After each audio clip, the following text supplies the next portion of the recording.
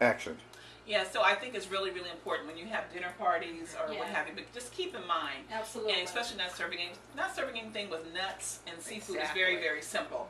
Not to do it. Just keep that in mind. So you got your corn. Got my corn. So next we are going to add some corn into our mixture that's just cooking nicely. You all smell it over there? Y'all not saying that? I'm not smelling it. Yes, we do smell it. I'm ready to eat. It got my juices flowing. And this is about 2 cups of corn. Just, this is just packaged corn, the frozen corn, which according to my sister girls over there, they say doing frozen is just as good as doing fresh. If you can't do fresh, do frozen. That's the next frozen best is the thing. next best thing. Yeah, frozen is the next best thing. Then I'm going to come over here. I've also got some black olives. And we're going to put in about a half a cup of black olives. I love black olives. My sister doesn't, but she is allowing me to put them in this recipe. I like black olives because it gives your recipe a little color, but it also gives it a little saltiness.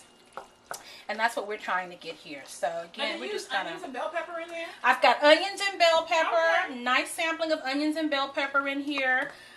For seasoning, I use some garlic pepper, which I love.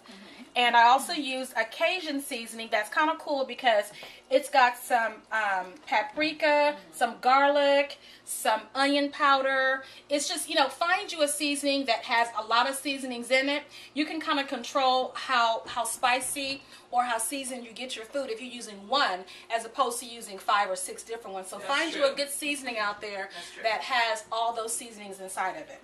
And that's what I use. And I cook a lot with it. I cook, when I make spaghetti or fried chicken, I get me a good seasoning that has all those in there.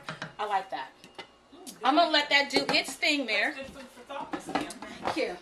Well, coming from you two, I feel, thank you. Very nice. So we've got our cornbread mixture waiting for that to finish.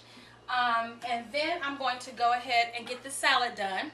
Ladies, so you know what I was going to say too? The good thing about people having, not good thing, but one of the things that people having allergies is food now is becoming kind of universal. So they're paying attention to those types of things. And so you can buy stuff now that maybe is, without nuts or no sugar, no gluten, no wheat, right? All those things, which is kind of cool. It's kind of, Well, people know now what they're allergic to.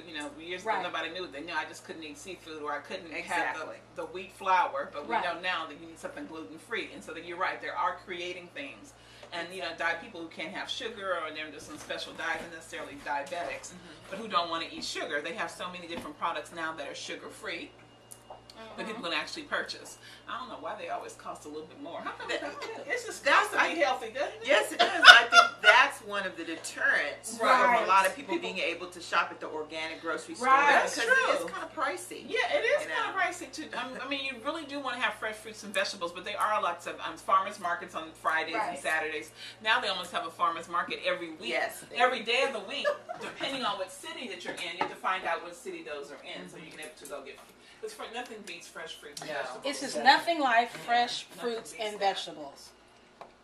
Good one skillet meal out of some fresh vegetables. Yes, exactly, exactly. Veggies cut up and throw in some meat. There it is. And there you have it. And there you have it. Yes. You know what? Kim and I saw, we just watched this TV show, this special Tavis Smiley had. It was called Too Afraid to Fail. What was it? Too Important to Fail. Oh, Too Important to Fail. And they were talking about young black boys in the school system not succeeding. One of the biggest things was reading. Young people not being able to read, and then transition over to them acting out in school, not graduating.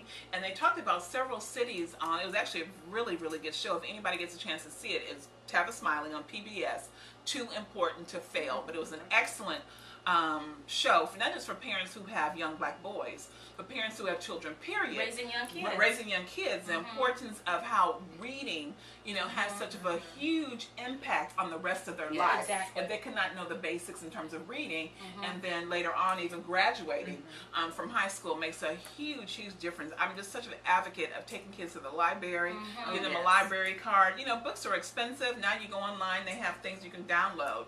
But books can be expensive, but the library has always been free. But here's the thing, though. You say books are expensive, but it's cheaper than video games, aren't they?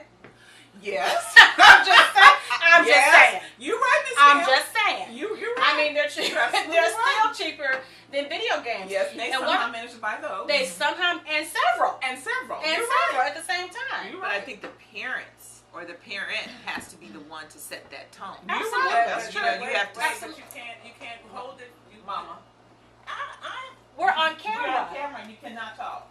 You want us to take you home?